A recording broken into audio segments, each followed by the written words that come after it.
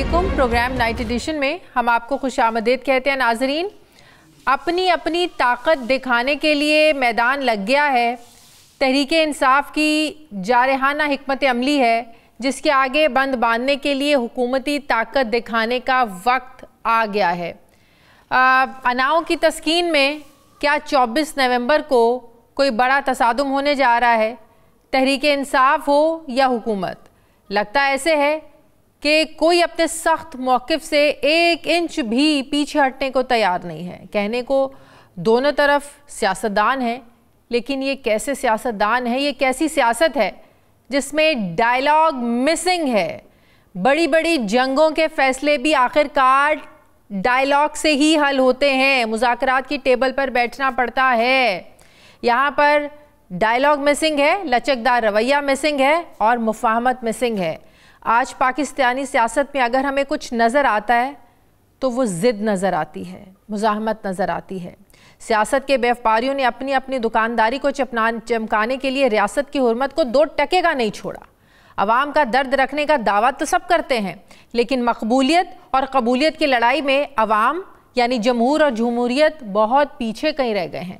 एक उम्मीद थी, आस थी और ख्वाहिश थी कि सियासी क़ुव्वतें मुज़ाकरात और मुफ़ाहमत से अमन की कोई राह निकालेंगी, कोई रास्ता निकालेंगे। तसादुम की तरफ बढ़ते हुए जो कदम हैं इनको रोकेंगे, लेकिन मुल्क भर से इस्लामाबाद को जाते हुए रास्तों पर कंटेनर्स ही कंटेनर देख कर एक अब दीवाने का ख्वाब लगता है कि कोई बुखला गया है। और सबसे पहले हम हुकूमत को ही इसका ज़िम्मेदार इसलिए ठहराते हैं कि हुकूमत ने इस एहतजाज को होने से पहले इतना कामयाब बना दिया है कि लगता है कि हुकूमत को लग रहा है कि कल पता नहीं कितना लाखों का मजमा वहाँ पर आ जाएगा। हर जगह कंटेनर, इवन के इस्लामाबाद के अंदर रास्ते बंद हैं। हॉस्टल्स खाली करवाने शुरू कर दिए हैं हुकूमत ने वहाँ पर। पिछले चंद दिन से ये क़यासराइयाँ हो रही हैं। एहतजाज को कॉल ऑफ कराने के लिए PTI को ऑन बोर्ड लिया गया है, लेकिन ये अभी तक वाज़ेह नहीं है कि पाकिस्तान तहरीक इंसाफ से हुकूमत की बात हो रही है, ताकतवर हलकों के मुज़ाकरात हो रहे हैं, नहीं हो रहे हैं, किस लेवल पर बातचीत हो रही है। मुतज़ाद दावे हैं, हकीकत कहीं खो गई है। सवालिया निशान लगी मुज़ाकरात की बेरब्त कहानी को नून लीग और PTI के रहनुमा अपनी अपनी नाक ऊंची करते सुनाई दे रहे हैं। PTI कह रही है कि मुज़ाकरात मोहसिन नकवी के ऊपर के लेवल के लोगों के साथ हो रहे हैं। अब मुज़ाकरात पर दावों के बीचों बीच हुकूमत PTI का एहतजाज रुकवाने के लिए इस्लामाबाद हाई कोर्ट के उस फैसले का सहारा भी अब ले रही है कि जिसमें इंतजामिया को खिलाफ कानून एहतजाज की इजाज़त ना देने का हुक्म दिया गया है।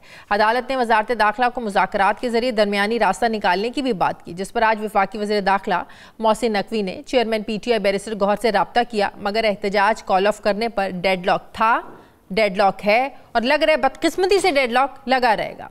दूसरी तरफ सऊदी अरब पर दिए गए बयान को हुकूमत 9 मई की तरह छोड़ने को तैयार नहीं है। इसे मुल्क दुश्मनी करार दे रही है। अब तक मुख्तलिफ शहरों में बुशरा बीबी के खिलाफ टेलीग्राफ एक्ट के तहत 4 मुकदमात दर्ज हो चुके हैं, जबकि PTI खुद भी बुशरा बीबी के बयान पर ज़ाहिर है हमें एक डिफेंसिव पोजीशन लेते और वजाहतें देती हुई नज़र आ रही है। ऐसे में सवाल उठता है कि एहतजाज से पहले बुशरा बीबी ने ऐसा बयान क्यों दिया? क्या उनकी स्टेटमेंट वो मजहबी कार्ड था जो उन पर उल्टा पड़ गया? सवाल ये भी है कि PTI अवामी और हुकूमती रियासत ताकत से वो कौन सी तारीख लिखना चाह रहे हैं? क्या मान लिया जाए कि पाकिस्तान में इस पोलराइजेशन ने सियासत को चारों शाने चित कर दिया है? सियासत बल्कि जमहूरियत क्या अपना मुकदमा हार गई है? इसका मैं जवाब लूँगी सीनियर कानूनदान पाकिस्तान पीपल्स पार्टी के रहनुमा बैरिस्टर चौधरी एतजाज़ एहसन से, जो मुल्क में जारी जो हाली और माजी की सियासी कशमकश है इनके ऐनी शाहिद रहे हैं। इनके दलाइल कोर्ट में हो या TV स्क्रीनों पर उनसे एग्री हुए बगैर कोई रहता नहीं है। उन्हीं से पूछते हैं कि इस हारी हुई सियासत का आखिर हल क्या है, वे आउट क्या है। अस्सलाम वालेकुम चौई साहब, बहुत शुक्रिया आपने वक्त दिया। चौई साहब, ये मुल्क में हर 2-3 महीने के बाद एक ऐसा क्योस मचता है, हुकूमत ऐसे ऐसे इक़दामात करने लगती है कि जिसको नहीं भी पता चलना कि कोई एहतजाज हो रहा है, कोई धरना देने आ रहा है। पाकिस्तान में तो क्या बल्कि पूरी दुनिया को पता चल जाता है जब इतने कंटेनर्स लग जाते हैं, खंदकें खोद दी जाती हैं। ये हुकूमत की गलत स्ट्रैटेजी है या तहरीक इंसाफ बार बार गलत फैसले ले रही है? ये तो हुकूमत की काना पॉलिसी है। आप देखें, मैं लाहौर में बैठा हूँ। मैं लाहौर में यहाँ से 200 गज पे है रिंग रोड, मैं उस पर नहीं जा सकता हूँ। मैं लाहौर में मार्केट तक नहीं जा सकता हूँ। ये लाहौर में बैठा हूँ। हाँ। रुकावटें यहाँ लगी हुई हैं और ये जो शहर है इसको मुख्तलिफ़ हिस्सों में कोई कम से कम 50-60 मुख्तलिफ़ हिस्सों में इसको बांट दिया गया है रुकावटों से। आपने अगर माल रोड पे जो नॉर्मली 1 मील अगर जाना होता है, अब वो बंद कर दी उन्होंने सारा गवर्नर हाउस के सामने से, और वो आपको अब वो जो 1 मील जाना था अब 8 मील 9 मील जाके आपने उस जगह वापस आना है। तो ये तो बेइंतहा इन्होंने, अच्छा फिर यही हालत कसूर का किया हुआ है, यही हालत साहिवाल की हुई है।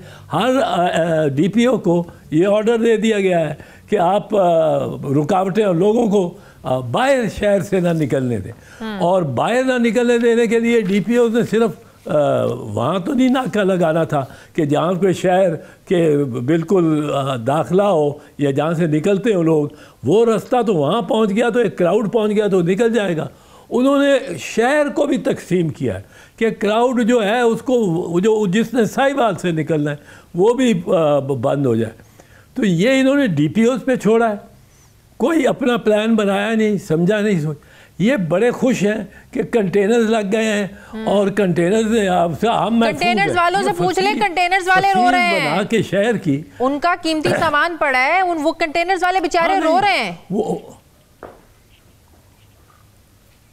वो मैं आपको बताऊं, वो कीमती सामान के साथ तो जो होता है वो क्रेन से उठा के जब रखते हैं वो टूटा हुआ होता है। हम जब हमने वकला की तहरीक चलाई थी तो इसी तरह कंटेनर लगते थे, और ये घबराई हुई गवर्नमेंट, ये हारी हुई गवर्नमेंट की निशानी है, और इनसे तो बात भी कोई नहीं कर रहा। मैं आपको बता रहा हूँ बातचीत हो रही है, ये मैं आपको इतला दे रहा हूँ, मेरे पास भी इतला है।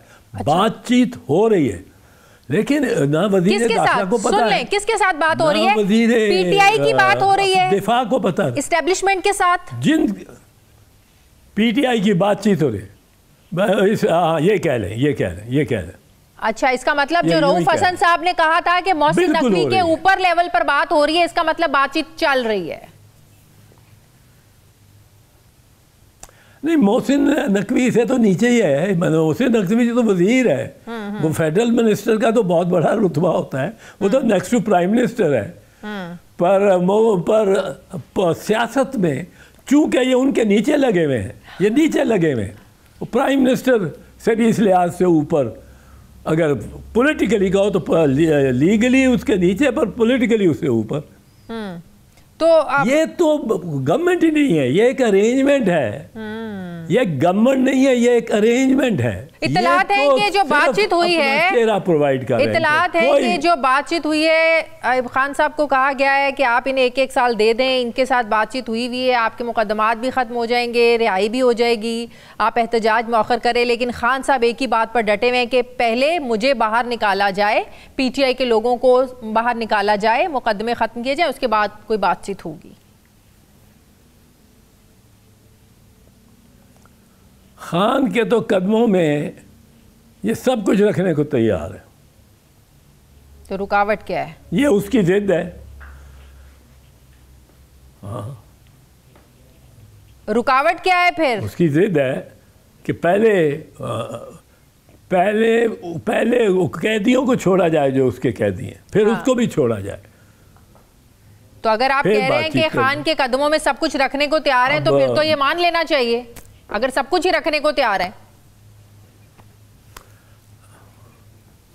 हाँ, शायद मान ही गए थे, पर एक आध मामला बीच में आ गया था। क्या? और ये ताखीर है, ये गवर्नमेंट ने आज हार मान ली है, हुकूमत ने भी और उनके पीछे जो हैं उन्होंने भी ये हार मान ली है। आज इतने कंटेनर्स लगा के, इतनी रुकावटें लगा के, एक बंदे की नज़रबंदी का मामला है, सारी आबादी पाकिस्तान की नज़रबंद कर दी। आप सोचें, सही। एतजाज साहब, मेरे लिए तो इंटरेस्टिंग चीज ये है जो आप खबर दे रहे हैं कि बातचीत ऑलमोस्ट हो गई थी, कोई एक आधा मामला था जो रह गया, वो क्या मामला था? पूरी खबर दें।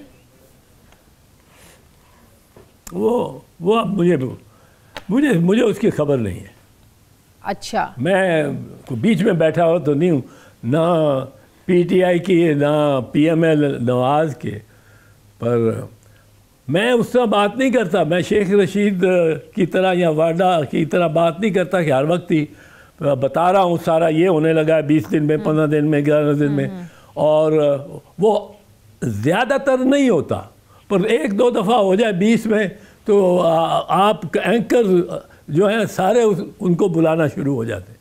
मेरे से कभी आपने नहीं सुनी होगी, मैं यहाँ तक कहता हूँ कि पाकिस्तान में माजी के अलावा कोई पेशीन गोई नहीं की जा सकती। बिल्कुल, you can predict nothing but the past. नहीं, आप कोई पेशीन गोई नहीं कर रहे, आप ये खबर दे रहे हैं कि आपके इल्म में है कि बातचीत हो रही है, ये आपने खबर दी है कि बातचीत हो रही है। एंगेज्ड है सही।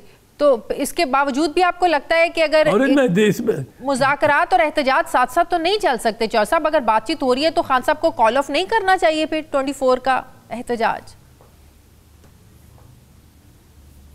नहीं, खान अपनी जिद पे अड़ा हुआ है। खान को अब ये डर खौफ जो देते थे ना कि जेल का, ये उसमें अब नहीं रहा। वो जितनी देर ज़्यादा रहेगा जेल में, मैं आपको बता दूं, वो ताकतवर होता जाएगा उसी कदर। अब उसने ये एहसास किया और ये वाक़या है, ये बिल्कुल दुरुस्त है। सही। वो उसकी ताकत, पावर, उसको बाहर की जो ताकतें हैं सारी, वो उसकी जानिब देखना शुरू कर देंगी। कल नाकाम हो जाए, कल कोई बंदा ना आए, किसी कंटेनर की ज़रूरत ना पड़ती हो गवर्नमेंट को, खान इन कंटेनर्स के जो लग चुके हैं, जो रुकावटें जो लग चुकी हैं, जो मोहल्ले सील हो गए हैं, जो बाज़ार गलियां बंद हो गई हैं शहरों के अंदर, साहिवाल में, मुल्तान में, पता नहीं कहाँ तक ये गए हैं, और ये जो बंद हो गए, इन्होंने खान को विक्ट्री दे दी है। सही, लेकिन का अब कल तो उसको सोते रहना चाहिए। लेकिन इस्लामाबाद हाई कोर्ट का फैसला, कुछ भी हो, हुकूमत तो इस आड़ में कुछ भी करने को तैयार है। चौधरी साहब, इस्लामाबाद हाई कोर्ट का फैसला, वजीर दाखिला भी कह रहे हैं, ख्वाजा आसिफ ने भी ये बात की है, वजीर दिफा ने, कि पूरी कुव्वत के साथ इस्लामाबाद हाई कोर्ट का अदालती जो फैसला है हम उसको इम्प्लीमेंट कराएंगे, कुछ भी हो।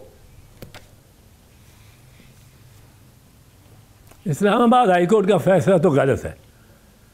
ये इस्लामाबाद हाई कोर्ट ये कह सकती है कि मेरे अहाते में कोई नहीं आएगा।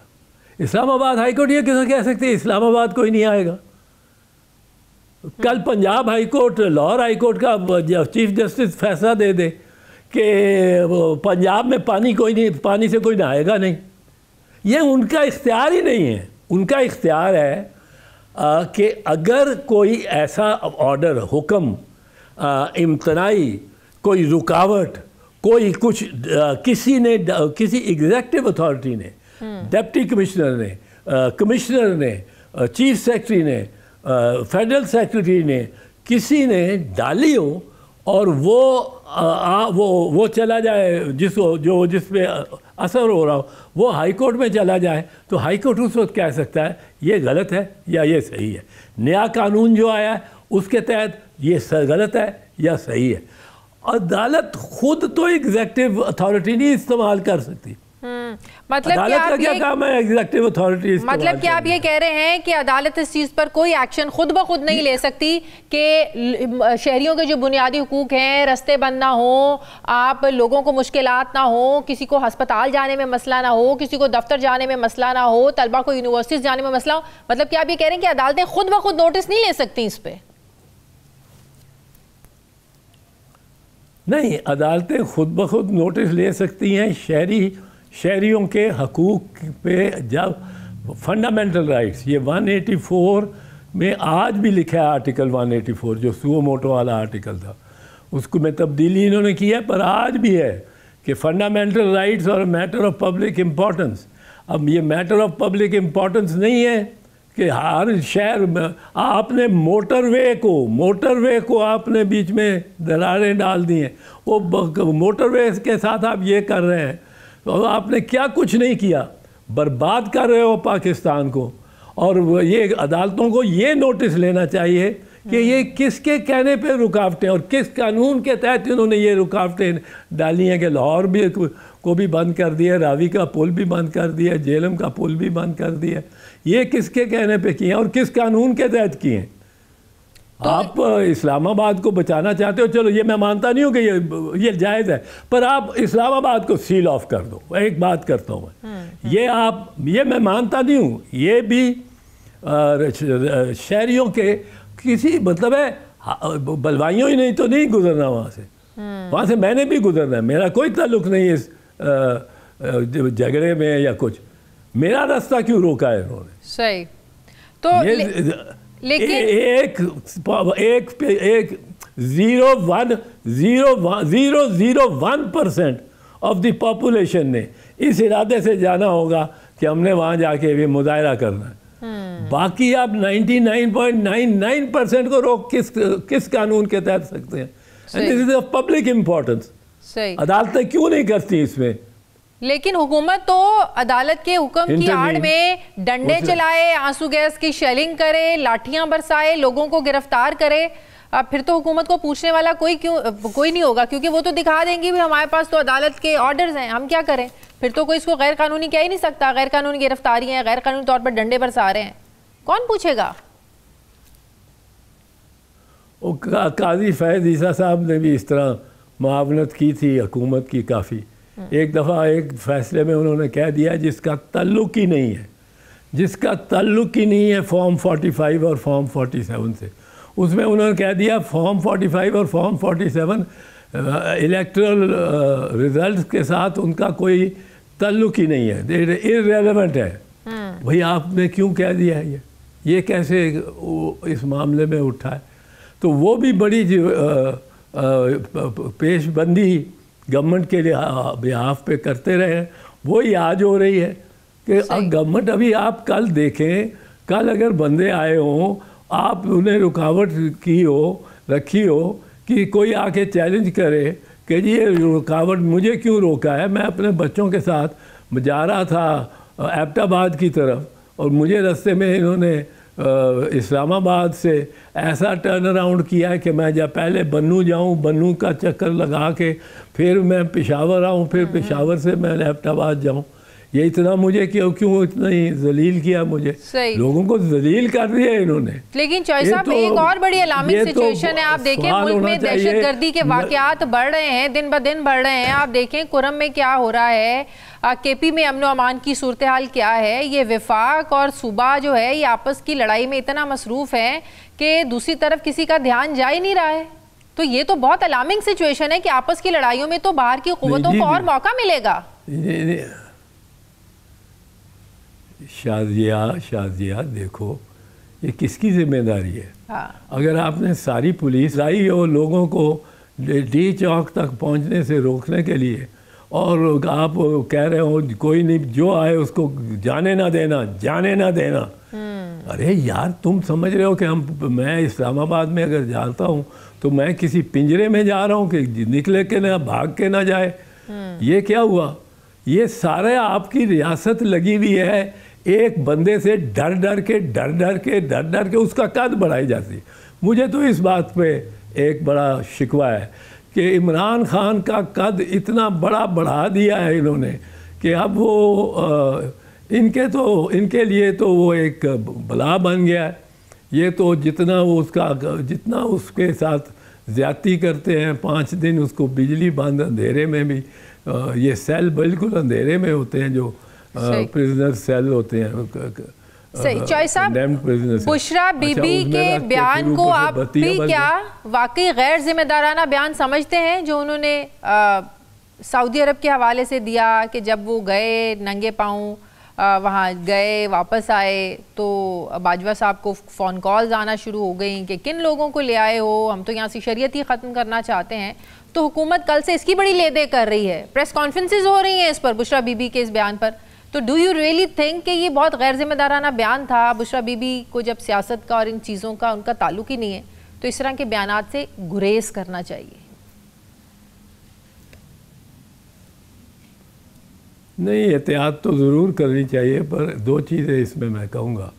अगर मुझे कहे ना दुनिया में सबसे गैर मोतबर शख्स कौन है, बुशरा बीबी है, इमरान खान है, या जनरल बाजवा है, तो आप किसको सिलेक्ट करेंगे, किसको नामजद करेंगे? जनरल बाजवा। ये आप कर रहे हैं? बाजवा साहब को नवाज शरीफ ने लगाया, आप जो ये झुक के आपके उसके सामने गए, झुक के जिस दिन अपॉइंटमेंट हुई, 1.5 साल में उसको निकाल के जेल में डाल दिया। एक और 2 साल में उसको पाकिस्तान ले आए कि तुम्हें वज़ीर आज़म बनाएंगे। फिर वज़ीर आज़म भी नहीं बनाया, उसका मुंह इतना सा हुआ रहा है अभी तक नवाज शरीफ का।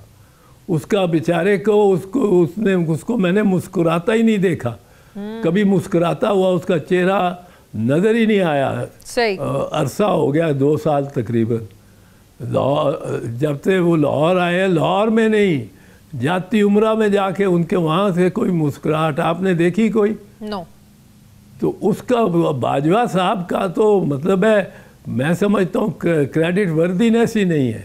ही इज़ नॉट क्रेडिट वर्दी। सही। वो तो जो बात कहेंगे वो समझें कि उसके कुछ और मायने होंगे। ठीक है, बहुत बहुत शुक्रिया। पाकिस्तान पीपल्स पार्टी सीनियर रहनुमा माहिर कानून बैरिस्टर चौधरी एतजाज़ एहसन साहब मेरे साथ थे। चौधरी साहब बहुत शुक्रिया, आपने वक्त दिया। नाज़रीन, मुझे प्रोग्राम में एक ब्रेक लेनी है, वापस आते हैं एक छोटे से वक्फे के बाद।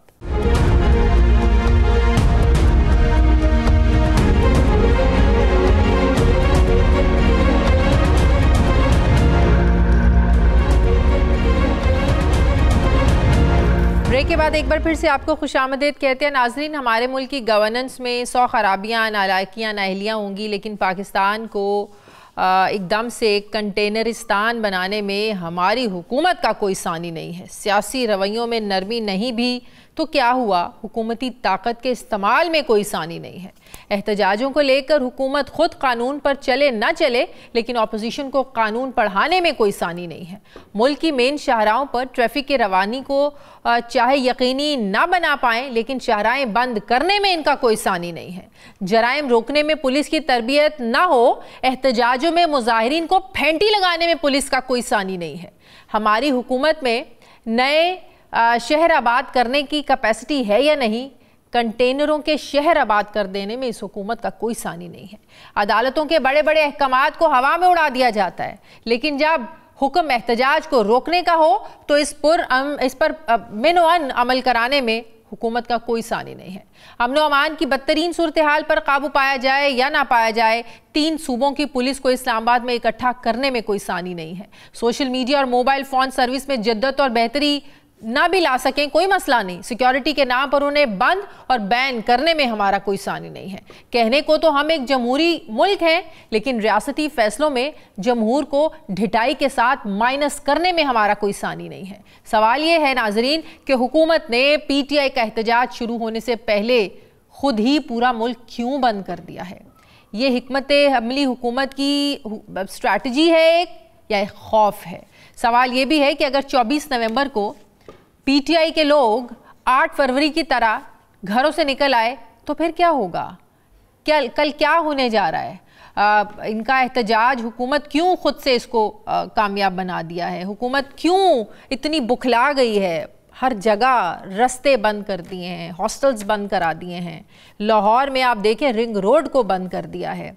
हुकूमत क्यों, अभी तो एहतजाज शुरू नहीं हुआ, लोग तो निकले ही नहीं, तो इतना बंद करके रस्तों को हुकूमत ने तो एहतजाज को पहले ही कामयाब बना दिया है। ये कैसी स्ट्रैटेजी है हुकूमत की? इसी पर मैं बात करूंगी। मुझे ज्वाइन कर रहे हैं मुस्लिम लीग नून के सीनियर रहनुमा मियां जावेद लतीफ़ साहब। अस्सलाम वालेकुम, बहुत बहुत शुक्रिया जावेद लतीफ़ साहब आपका।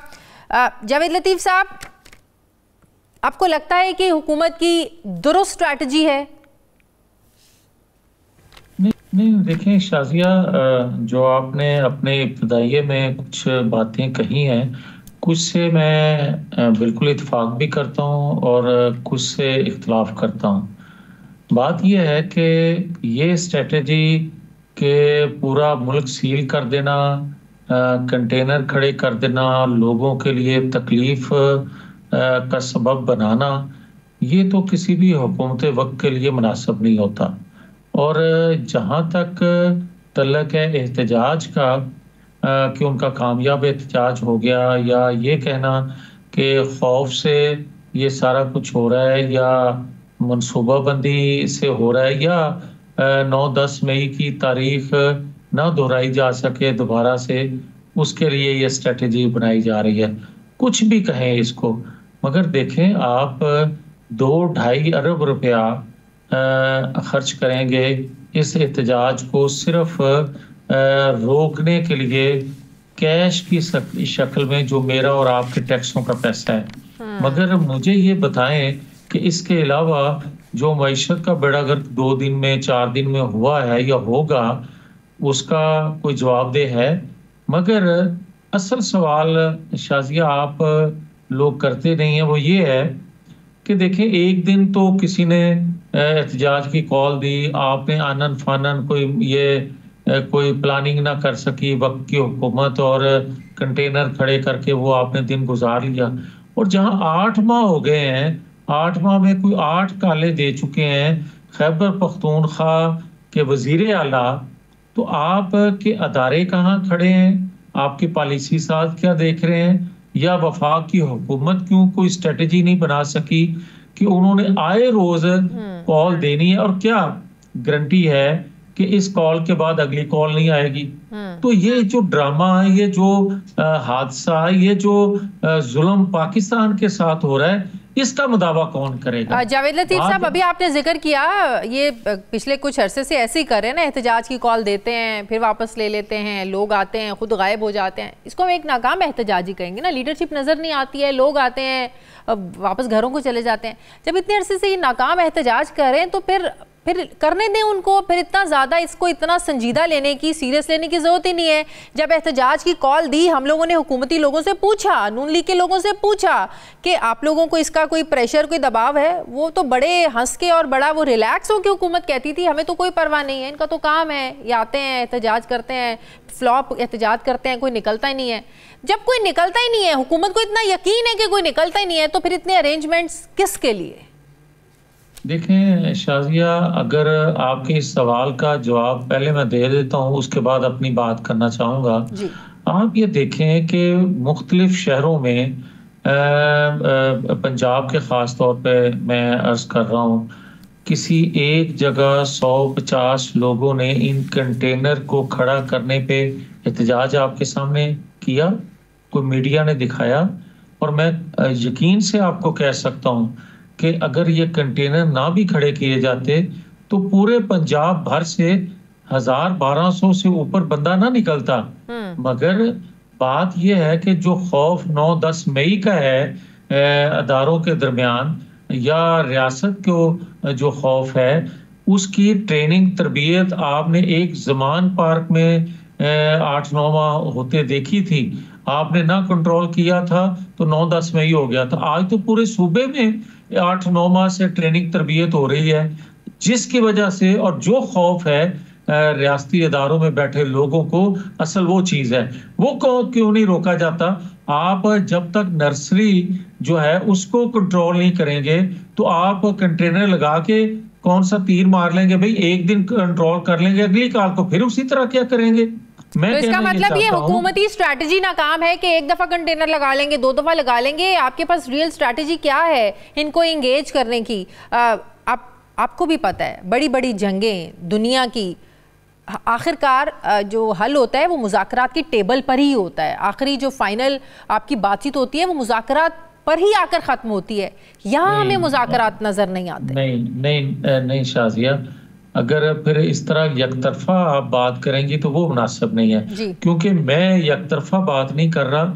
मैं तो बिल्कुल जो एक न्यूट्रल बंदा है, जो एक नॉर्मल बंदा है, पाकिस्तानी है, वो बात बतौर उस बंदे के मैं बात कर रहा हूँ, उसकी नुमाइंदगी करते हुए मुझे ये बताएं, जो मैं सवाल शुरू में भी आपके सामने उठा रहा था कि भाई ये कैसी सहूलतकारी है, ये कैसा लाडला है कि जो शख्स एक आम बंदा हो, कोई तखरीबकार हो, कोई दहशतगर्द हो, वो दहशतगर्दी वारदात करता है और निकल जाता है। मगर ये सूबे का वजीर आला है और ये अनाउंसमेंट करता है, कोई पूछने वाला नहीं है, वारदात डालता है, निकल जाता है, उसके बाद भी कोई पूछने वाला नहीं है। तो मैं आपसे सवाल ये करना चाहता हूं कि भाई ये जो नया बयानिया बना लेते हैं, ये जो नया झूठ फरोख्त करते हैं, इसका कोई पूछने वाला होना चाहिए या नहीं? अदारों में बैठे लोग जो हैं, क्या उनके इख्तियारात इतने महदूद हो गए हैं या बेख्तियार हो गए हैं कि एक वजीर आला एक कैदी के कहने पे कभी उसकी मिसेज जो है वो शरीयत का टच दे देती हैं, कभी वो खुद इस्लामी टच दे देते हैं, कभी वो साइफर का टच दे देते हैं और कभी लतीफ खोसे का टच दे देते हैं, कभी वो अफजल शेर मरवत जो थे उनका टच दे देते हैं सऊदी अरब के हवाले से। वो हयात हैं, थे नहीं हैं अफजल मरवत साहब जी।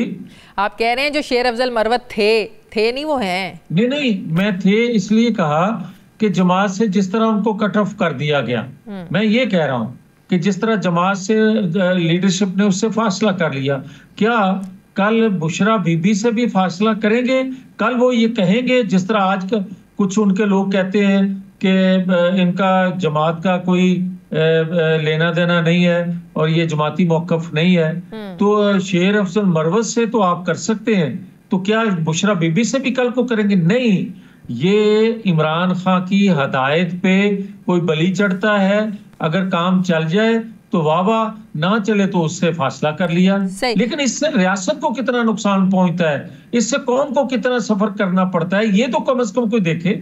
अभी एतजाज एहसन साहब मेरे प्रोग्राम में थे, उन्होंने कहा कि बातचीत हो रही है, जिनके साथ हो रही है वो हुकूमत नहीं है, हुकूमती लोग नहीं है, क्योंकि ये तो आप सब कहते हैं कि ये जो हुकूमत है इनके पास तो इख्तियार ही नहीं है, बातचीत करने का भी इख्तियार नहीं है। तो जिधर इमरान खान बात करना चाहते थे उधर बातचीत तो चल रही है। शादिया, मुझे इससे कोई सरोकार नहीं, वो ट्रंप से बातचीत करें, वो किसी और से बात करें, वो अमेरिका के गुलाम नहीं है, मगर आज उनके गुलाम बन के उन्हीं से रिहाई की भीख मांगते हैं। मुझे इससे कोई सरोकार नहीं है। मुझे इससे सरोकार है कि भाई आप लोगों को गुमराह करने के लिए आप कहते हो मैं आईन कानून की बालादस्ती के लिए जेल काट रहा हूं। मैं तो ये चाहता हूं कि जमहूरियत पाकिस्तान के अंदर पनपे। तो भाई आप जिनको जमहूरियत का मुखालिफ समझते हो, खिलाफ समझते हो, जिनके खिलाफ बकौल आपके जद्दोजहद करते हुए आप जेल के अंदर हो, उन्हीं से आप बात कर रहे हो। फिर ये हकीकत नहीं है तो फिर लोगों को क्यों गुमराह कर रहे हैं? हकीकत क्यों नहीं बताते कि मैंने इक्तदार चाहिए था मुझे, मैं पहले भी, क्योंकि वो आज भी ये सोचते हैं कि बातचीत करने का फायदा उन्हीं के साथ है जिनके पास इख्तियार है। वो तो कहते हैं ये इस हुकूमत के पास तो इतना इख्तियार नहीं कि अपनी मर्जी का एक वजीर ही लगा सकें। आप मुझे ये बताएं कि आपने ये बात की है कि बानी पीटीआई के हवाले से आलमी दबाव है, वो दबाव उनका है जिनका मुतालबा है कि चीन की सरमायाकारी ज़ाया हो। 24 नवंबर की कॉल कोई मामूली कॉल नहीं है। क्या वाकई आलमी प्रेशर है पाकिस्तान पर इमरान खान की रिहाई के लिए? लतीफ़ साहब देखें, इमरान खान के लिए नहीं है, दुनिया के तमाम वो ममालिक जो पाकिस्तान के अंदर इस्तेहकाम नहीं चाहते, उनका अपना एजेंडा होता है।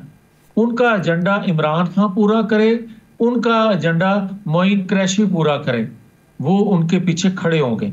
मुझे ये बताएं, 3.5 साल सी पैक पे काम बंद नहीं रहा, वो पाकिस्तान का नुकसान था या उस सुपर पावर का फायदा था, या उनका पसंदीदा ये सी पैक नहीं था और इसकी इन्वेस्टमेंट चीन कर रहा था?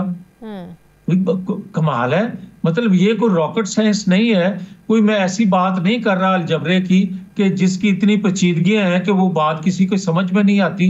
ये हकीकत है और दुनिया जानती है कि सी पैक को पाकिस्तान के अंदर पूरा होता उस मंसूबे को किसको पसंद नहीं है और किसकी इन्वेस्टमेंट तो क्या पाकिस्तान जुर्रत के साथ इनकार करने की सलाहियत रखता है आज, अगर बकौल आपके अगर प्रेशर है? मुझे ये बताएं जो लीडरशिप होती है ना, इसीलिए कहा जाता है कि जो मुहिब्बे वतन लीडरशिप हो, तगड़ी दिलेर लीडरशिप हो, उसी का चुनाव करना चाहिए। तो फिर आप देखते हैं 98 में आप दिफा के हवाले से पाकिस्तान को नाकाबिले तस्खीर नवाशी बनाता है। फिर पूरी दुनिया का प्रेशर नहीं था, दबाव नहीं था पाकिस्तान के खिलाफ। फिर आप सी पैक देते हैं, फिर आप दहशतगर्दी का खात्मा करते हैं, फिर आप पाकिस्तान के अंदर बिजली के अंधेरे दूर करते हैं। तो फिर आप पे प्रेशर नहीं थे, आपने लिए उसी नवाज शरीफ को, फिर आपने ताय्यात नाहल किया। मगर जिसके लिए खतूत लिखे जा रहे हैं उसका नाम इमरान तो खान आज की हुकूमत भी तगड़ी है। जवाब दे दें, जवाब दे दें।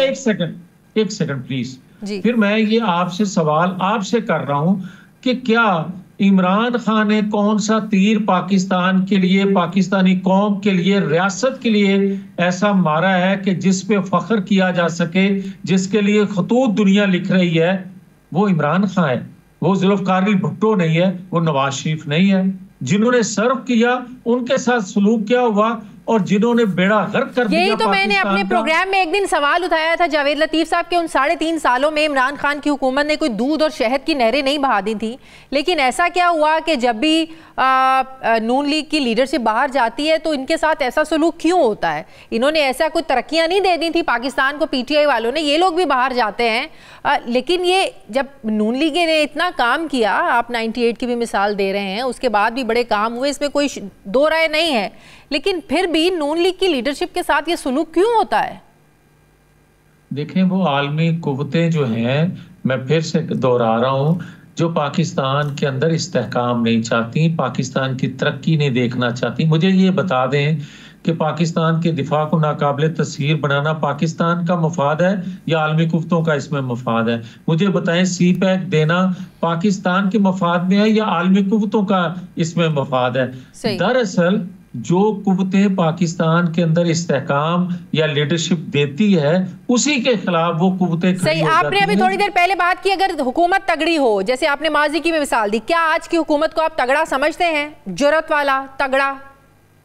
देखें, 2/3 अक्सरियत रखने वाला नवाज शरीफ कितना तगड़ा था मैंने बताया, और अपने आप को बचा सके।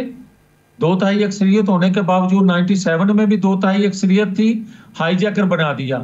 2013 में भी 2/3 अक्सरियत थी, सी पैक देने पे नाहल कर दिया गया 2017 में। क्या हम बचा सके उसको? और जिस शख्स को अदम एतमाद के जरिए उतारा गया, आज तक वो आपसे संभाला ही नहीं जा रहा। कौन कर रहा है उसको सहूलतकारी? आज मुझे मेरे सवाल का जवाब नहीं दिया आपने। आज की हुकूमत तगड़ी है? कमाल करती हैं आप। मैं तो आपको जवाब दे रहा हूं कि 97 में 2/3 अक्सरियत थी, 2013 में 2/3 अक्सरियत थी। वो नवाज शरीफ वजीर आजम थे ना, आज शहबाज शरीफ वजीर आजम है, आज शहबाज शरीफ वजीर आजम है, इत्तेहादी हुकूमत है। मेरी बात सुन लें शादिया, इस तरह ना किया करें। मैं आपको कह रहा हूं कि 2 दफा 2/3 अक्सरियत थी और 2024 में सादा अक्सरियत भी नहीं है। फिर आप मुआवजा कर लें और उसके बाद फैसला खुद कर लें, जवाब आपको मिल जाएगा। बिल्कुल सही। तो आप समझते हैं कि अभी भी वक्त है इस हुकूमत के पास इमरान खान को इंगेज करने के लिए, क्योंकि हुकूमत तो ज़ाहिर है अपनी जगह एक तरफ तो बिल्कुल ठीक खड़ी है कि इस्लामाबाद हाई कोर्ट का हुक्म है, पूरी क़ुव्वत के साथ हम इस्लामाबाद हाई कोर्ट का जो ऑर्डर है उस पर इम्प्लीमेंट करवाएंगे। इससे पहले हालात वर्स्ट हों, बिगाड़ पैदा हो, अमन व अमान की सूरत हाल बिगड़े, मार धाड़ हो, खुदा न खास्ता कोई नुकसान हो, इंगेज करना चाहिए। अच्छा, मुझे ये बताएं, आज इस्लामाबाद हाई कोर्ट का फैसला आपके पास मौजूद है, तो इससे पहले जब इमरान खान 2022 में आया था, उस वक्त तो सुप्रीम कोर्ट का फैसला आपके पास मौजूद था। उस वक्त क्या बचा सके थे? क्या उस वक्त वायलेशन उसने नहीं किया था? और फिर क्या सुप्रीम कोर्ट ने आज तक किया है? और आज हाई कोर्ट के फैसले के बाद वो पाकिस्तान वो उसी तरह इस्लामाबाद को जला देगा, तो क्या हाई कोर्ट कर सकेगी? जो पहले कर लिया। सुप्रीम कोर्ट तो इलेक्शन कमीशन को भी कह के थक गया, रिजर्व सीट्स के मामले पर वजाहतें दे के थक गया, फैसले दे के थक गया। सुप्रीम कोर्ट तो उस मामले में भी कुछ नहीं कर सका।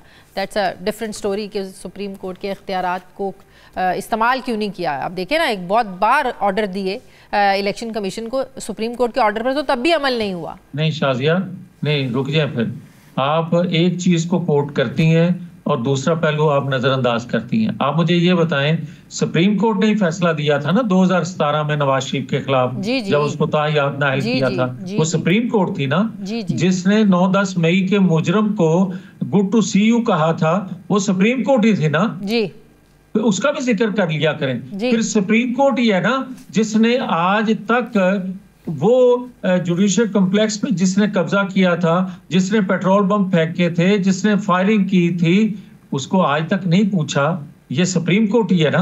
तो फिर मुझे ये कहने की भी इजाजत दे दें, मुझे बड़ा एहतराम है सुप्रीम कोर्ट का, उसमें बैठे इंतहाई काबिल एहतराम जजेस का, इंतहाई दीगर अदारों में बैठे काबिल एहतराम शख्सियात का, मगर मैं ये रो रहा हूं कि भाई जहां जहां हमने गलतियां की हैं, क्या उससे हमने सीखा है? और फिर मैं ये जो रोना रो रहा हूँ आपके सामने, वो ये रोना रो रहा हूँ कि मुझे ये बता दिया जाए कि 8 माह में कितनी एहतजाज की कॉल दी गई है, कितनी दफा सूबे के वजीर आला ने सरकारी वसाइल से वफाक पे हमला किया है, हमले के बाद ही आज तक कुछ किया है उसका? नहीं किया। बिल्कुल सही, ठीक है। बहुत बहुत शुक्रिया। मुस्लिम लीग नून के सीनियर रहनुमा मियां लतीफ साहब मेरे साथ थे। बहुत शुक्रिया मियां साहब आपका। मुझे ब्रेक लेनी है नाज़रीन, वापस आते हैं एक छोटे से वक्फे के बाद।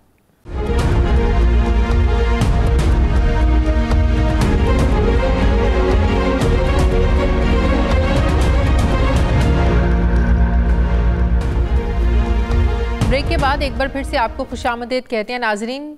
कभी आपने सोचा है कि जब भी कोई एहतजाज की कॉल दी जाती है तो रातों रात सड़कों पर कंटेनर्स कैसे पहुंच जाते हैं? ये कंटेनर्स आते कहां से हैं? तो इसका जवाब ये है कि हुकूमत ये काम इंतज़ामिया और पुलिस की मदद से राह चलते कंटेनर्स की पकड़ धकड़ से करती है, या अगर एहतजाज छोटा हो तो ये काम ठेका देकर भी कर लिया जाता है। ये बताना इसलिए ज़रूरी है कि 24 नवंबर को पीटीआई का एहतजाज रोकने के लिए हुकूमत ने एक बार फिर रास्ते बंद करने के लिए हज़ारों कंटेनर्स जगह जगह लगा दिए हैं। इस्लामाबाद को जाने वाले रास्तों और शहर को कंटेनरिस्तान बना दिया गया है। हुकूमत की तरफ से कंटेनर खड़े करने पर जाहिर है आवाम को तकलीफ है, ये किसी से ढकी छुपी नहीं है, लेकिन क्या कोई जानता है कि जिनके कंटेनर्स लगाए जाते हैं उनके साथ क्या होता है? ट्रांसपोर्टर्स का ये इल्ज़ाम है कि एहतजाज से पहले हुकूमत ने पंजाब से 7000 कंटेनर्स पकड़ लिए हैं। पकड़े गए कंटेनर्स में कीमती चीज़ें लोडेड हैं, जिससे कंटेनर्स मालिकान को अरबों रुपयों का नुकसान होने का खदशा है। एसोसिएशन ने यह वार्निंग दी है कि फौरी कंटेनर्स ना छोड़े गए तो पहिया जाम हड़ताल की कॉल देने पर हम भी मजबूर हो जाएंगे। ट्रांसपोर्टर्स का यह भी इल्ज़ाम है कि एहतजाज के दौरान कंटेनर्स रखे जाने से जो नुकसान होता है, हुकूमत इसकी कोई अदायगी भी हमें नहीं करती है, जबकि दूसरी तरफ इंतजामिया ये कहती है कि अमन अमान कायम करने के लिए कंटेनर्स पकड़ना हमारी मजबूरी है। जो नुकसान ट्रांसपोर्टर्स को होता है हुकूमत इसे पूरा करने की कोशिश करती है। अब एक सरकारी रिपोर्ट में ये दावा किया गया है कि पिछले 18 माह में तहरीके इंसाफ के धरनों और एहतजाज से निमटने पर हुकूमत के 2 अरब 70 करोड़ रुपए खर्च हुए हैं। ज़रा इमेजिन कीजिए, जो मुल्क कर्जे लेकर गुजारा करता हो वहाँ पर एक पार्टी के एहतजाज को रोकने के लिए यहाँ पर अरबों रुपए जो है ना वो खर्च हो रहे हैं। इनमें से 80 करोड़ रुपए सिर्फ किराए पर लिए गए कंटेनर्स के मालिकान को अदा किए गए। अब सवाल ये है कि हुकूमत और कंटेनर्स मालिकान के मौक़िफ़ में तज़ाद क्यों है? कंटेनर्स के लिए अदायगी या नुकसान पूरा करने की पॉलिसी है भी या नहीं? ये सारा मामला क्या है? इसीलिए इसका जवाब लेने के लिए मुझे लाहौर स्टूडियोज़ में ज्वाइन कर रहे हैं मोहम्मद अल्ताफ़ मक्खन साहब। ये सरपरस्ते आला हैं all Pakistan मजदा and goods transporters association. अस्सलाम वालेकुम अल्ताफ़ साहब, बहुत शुक्रिया आपने वक्त दिया। आप लोगों का तो सारा काम धंधा हम कल से देख रहे हैं कि ट्रांसपोर्टर्स, गुड ट्रांसपोर्टर्स और मजदा वाले और कंटेनर्स वाले, बिल्कुल वो तो बड़ी तकलीफ़ में है कि उनका इतना नुकसान हो रहा है। जी बिल्कुल, आपने जो बात की है बिल्कुल ठीक कर रही हैं।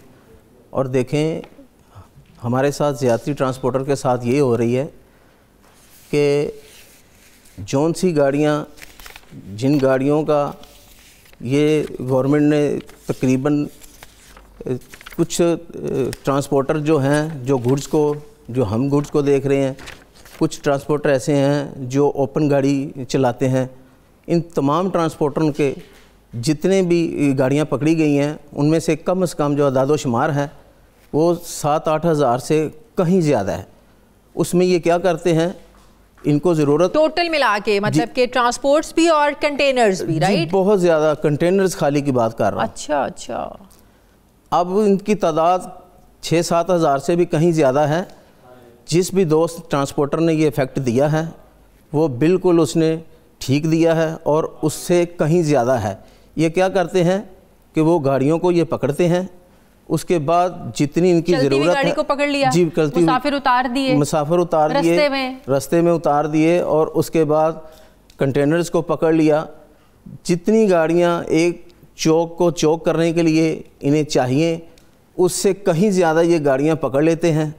बाद वही गाड़ियों से ये पैसे लेके और उनको छोड़ते हैं और ये गवर्नमेंट ने एक अच्छा आप ये कह रहे हैं कि पहले गाड़ियां रोक लेते हैं, पकड़ लेते हैं, उतनी इस्तेमाल होनी नहीं होती हैं और फिर बाद में उल्टा ब्लैकमेल करते हैं, पैसा लेते हैं और फिर गाड़ी छोड़ते हैं। जी, फिर बिल्कुल ऐसे ही ये पैसे लेकर गाड़ियां छोड़ते हैं। जब तक हड़ताल ख़त्म नहीं होती तब तक वो गाड़ियां वहीं पर होल्ड कर देते हैं और जैसे ही हड़ताल ख़त्म होती है पहले ही इन लोगों ने उनके साथ साज़बाज़ की होती है कि हम इतने लेंगे, जैसे हड़ताल का टाइम ख़त्म होगा तुम्हारी गाड़ी रिलीज़ करेंगे पैसे लेने के बाद। अच्छा। और वो गाड़ियाँ देखें, एक डी चौक है उसके अंदर 100 कंटेनर खाली खड़ा कर देंगे, 200 कंटेनर, तो वो चौक जो है मुकम्मल तौर पे चौक हो जाएगा। जाहिर है यहाँ 2 कंटेनर खड़े आप कर दें तो कहाँ तक लाइनें लग जाती हैं ऐसे। तो अब देखें कि इन्होंने 5, 7, 10 हज़ार से कहीं ज़्यादा इन्होंने गाड़ियाँ और हमारी ज़ाती गाड़ियाँ इस्लामाबाद में आज 3 दिन से वहाँ पे उन्होंने पकड़ के खड़ी की हैं, जिसके अंदर ट्रांसपोर्ट, जिसके अंदर फूड सप्लाई, उसके अंदर कंटेनर्स के अंदर और उसके अंदर मेडिसिन मौजूद हैं और उसके अंदर इतनी महंगी जो है ना मेडिसिन है कि अगर वहाँ पे अवामुल नास अगर हंगामा कर दे तो वो तमाम की तमाम मेडिसिन और तमाम वो फूड जितनी भी वो तमाम जो है ना लोग ले जाएंगे और होगा क्या, बहुत सारा सामान तो आप क्रेन से ट्रेन उठा के रखें, नीचे उठाएं, वो तो आधा सामान तो वैसे डैमेज हो जाता है। और जब वो लोग वहाँ से सामान निकाल के वहाँ से चीज़ें लोगों की वहाँ से मेडिसिन लेकर चले जाते हैं, हमारे एग्रीमेंट है कंपनियों के साथ, बाद वो कंपनियाँ हमें क्लेम करती हैं, वो इस चीज़ को कतई नहीं मानती कि आपकी गाड़ी गवर्नमेंट ने पकड़ी है या आपकी गाड़ी किसी चौक के अंदर खड़ी थी। वो कहते हैं हमारा और आपका एग्रीमेंट है, आपने जो हमसे चीज़ उठाई है वो तो आपको पे करना है, वो पे करना। अच्छा। वो उसकी मद में हमें करोड़ों रुपए तो अभी जो कंटेनर्स पकड़े हुए हैं ऑलमोस्ट तमाम कंटेनर्स में सामान है? जी, तमाम के अंदर नहीं, ज़्यादा के अंदर सामान है, कम खाली है। मेडिसिन भी हैं, खाने पीने की ऐसी भी चीज़ें हैं जिनकी लाइफ कम है। जी बिल्कुल बिल्कुल। तो आप लोगों की क्या स्ट्रैटेजी है इसको लेके? फिर स्ट्रैटेजी ये है कि देखें, अभी आप थोड़ी देर पहले अदाद-ओ-शुमार बता रही थी, आपने बहुत अच्छा ये किया जो आपने ये अदाद-ओ-शुमार बताए।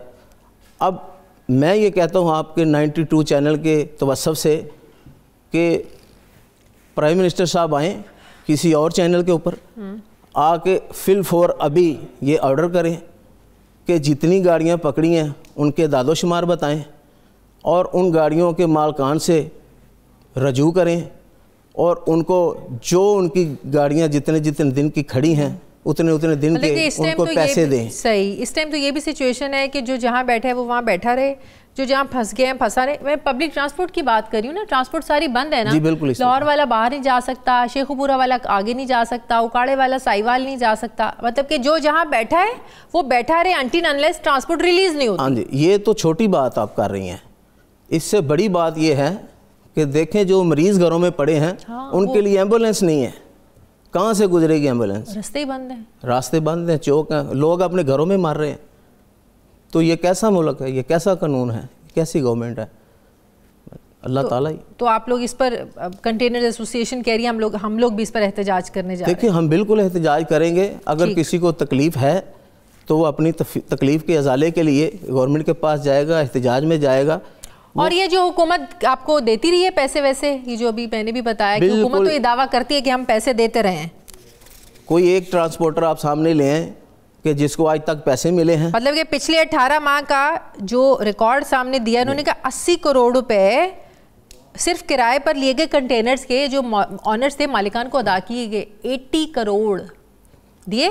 अब वो एक बंदा भी ले आए ना जिसको मिले 80 करोड़ के जिसको मिले हो, डिवाइडेड सब डिवाइडेड, ये 80 करोड़ की बात कर रहे हैं ना, मैं कहता हूँ ये 80 लाख ही सिर्फ बता दें कि किसी को दिए या किसी ट्रांसपोर्टर को आके बिल्कुल इसको ये ऑन करें कि हमने इसको दिया। इसका मतलब हुकूमत गलत कह रही है। बहुत शुक्रिया मोहम्मद अल्ताफ़ मक्खन साहब मेरे साथ हैं। नाज़रीन, प्रोग्राम का वक्त खत्म हो गया है, फीडबैक दें, मुझे इजाज़त दें, अपना ख्याल रखें, अल्लाह हाफिज़।